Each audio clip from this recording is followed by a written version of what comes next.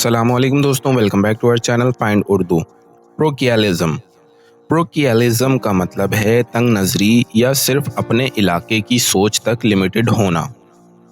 प्रोकियालिज्म से मुराद है जब कोई शख्स सिर्फ अपने इलाके, अपने कल्चर या अपने नज़रियात तक लिमिटेड हो और दुनिया के और आस्पेक्ट्स को नज़रअंदाज करे।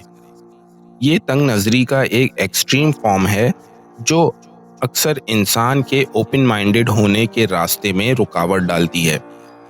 प्रोकियालिज्म अक्सर वहाँ देखी जाती है जहाँ लोग नए आइडियाज़ या चीज़ों को अपने इलाके नज़रियात से अपोज करते हैं। जैसे प्रोकियालिज्म की वजह से लोग नए कल्चर और ट्रेडिशंस को नहीं समझते।